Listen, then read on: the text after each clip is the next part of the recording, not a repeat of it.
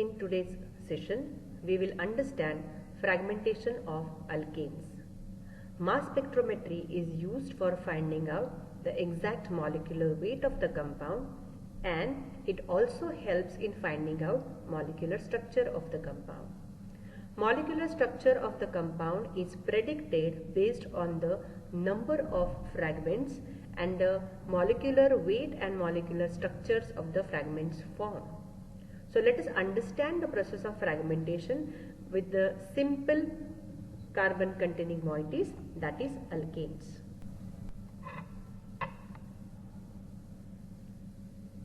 So after learning this session, the student will be able to fragment any aliphatic alkane, explain the cleavage of sigma bond during the fragmentation process, and predict the position of peaks in the mass spectrum of a straight or branched aliphatic alkane. For understanding fragmentation, let us start with the simple molecule N-butane, the organic compound containing 4 carbon atoms. The structure of N-butane can be written like this. Now, as we all are aware, a single bond is formed with involvement of 2 electrons. So, same structure can also be represented like this, where instead of writing the bonds, it is represented with 2 electrons. One bond is represented with 2 electrons. These are the electrons involved in the formation of the sigma bond. The very first step in any of the fragmentation is the formation of molecular ion. Molecular ion is formed by removal of one of the electron from the molecule. Electrons are preferably removed first from the lone pair of electrons, then from the pi bond electrons, and then from the sigma bond electrons. If you look in the structure, there is no lone pair available. Similarly, there are no pi bonds and no pi electrons. So definitely the electron will be removed from a sigma bond. Now, we have written the structure of N-butane. Just focus on various bonds. Now in the structure, there are number of CC bonds and CH bonds. Currently, for understanding first way of fragmentation, we are focusing on the CH bond on the first carbon. So when this particular thing, when the structure is bombarded with fast moving electrons, it results in the formation of this ion. Now you all can see here that there is a formation of a molecular ion. You can see out of these 2 electrons, one of the electron is removed and the molecular ion is generated. Now this molecular ion represents the molecular weight of the compound. In this case, it is C4H10 and the molecular weight is 58. Molecular weight is 58. Now, with this molecular ion, we have one electron and a charge. Now, this species itself is unstable and it will try to fragment.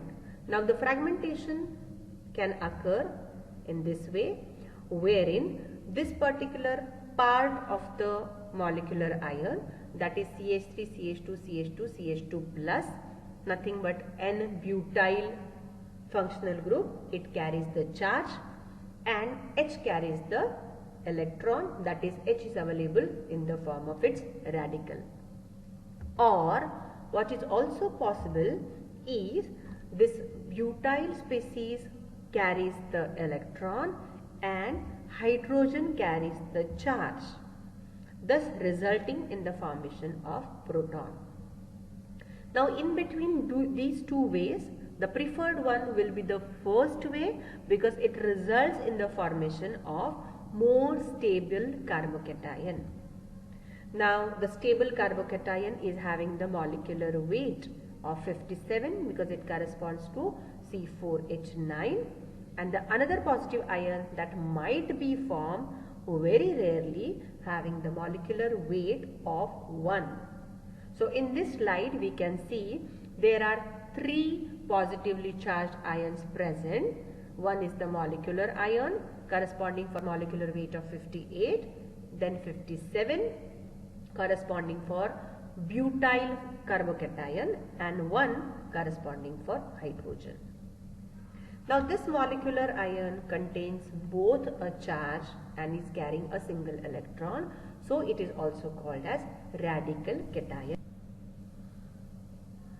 Now let us look at the other way of forming the or performing the fragmentation of the same molecule.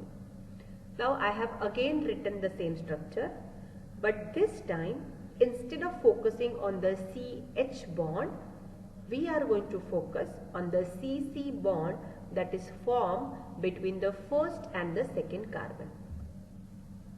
Now when this N-butane is bombarded with fast moving electrons, and if we are focusing on the CC bond between carbon 1 and 2, there will be formation of this molecular ion. We have to remember that the molecular weight of the molecular ion will be same by whichever way the molecular ion is formed, because it is simply formed by removal of 1 electron. Now from this molecular ion, when we have to distribute a charge and an electron, it is possible that the species or the fragment with 3 carbon atoms, C3H7 plus, that is propyl functional group, carries the electron, and CH3 species, that is your methyl functional group, carries the charge. Or it is also possible that we get the positive charge present on C3H7, and in that case methyl is available as a radical. So in this slide we have positive ions, one representing the molecular ion, the other CH3 plus, that is 15, and the other one C3H7 plus, corresponding for the molecular weight of 43. Now let us understand the fragmentation process by involving another bond. So we have written the structure of N-butane again. This time we are going to focus on the CC bond that is formed between the second and the third carbon.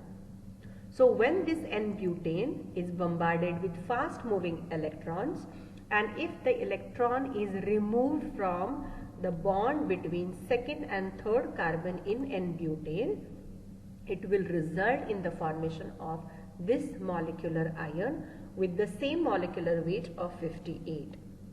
Now here again there are possibilities that one of the fragment indicated by CH3CH2 carries the electron, forming ethyl radical, and we get another fragment CH3CH2 plus with the charge, that is ethyl carbocation.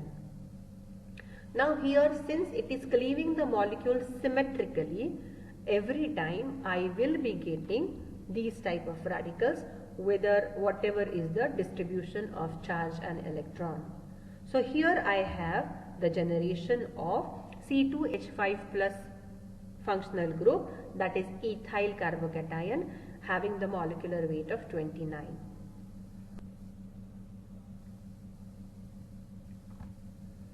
Now here is the refraction spot.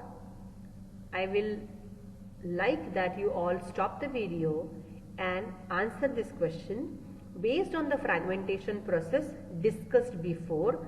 At what M/E values the peaks will be seen in the mass spectrum of N-butane? Take a pause for 5 seconds. Do all the fragmentation processes we have seen, and then answer the question. Now you can start the video, and it is clear that we have obtained, or we will get, the peaks in the mass spectrum of N-butane at all these values. The molecular ion corresponding to molecular weight of 58, and the fragment ions, where the fragments will give the peaks at 57, 43, 29, 15 and 1.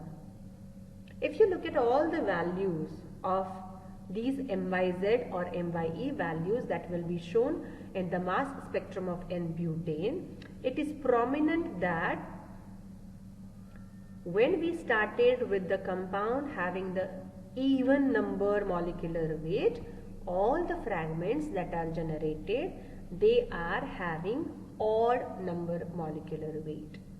So this we have to remember, that in case of the substances or compounds wherein there is no nitrogen present or there is even number of nitrogen present, then we will always have even molecular weight. And if no rearrangement is taking place, it will result in the formation of fragment ions which are having odd number molecular weight. So this is how the actual mass spectrum of N-butane will look like. Now dear students, just observe that whichever peaks you have predicted, we are getting the peaks in the mass spectrum of N-butane at the similar positions.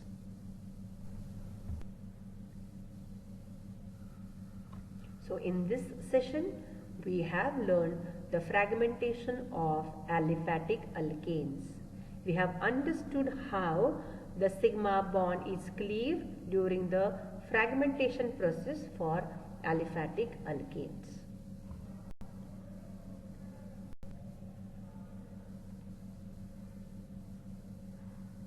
In the next session, we will see the fragmentation of alkyl halides, and we will also understand the concept of isotope abundance related to alkyl halides that contain bromine and chlorine atoms.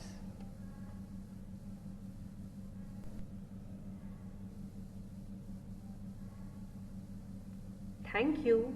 Happy learning.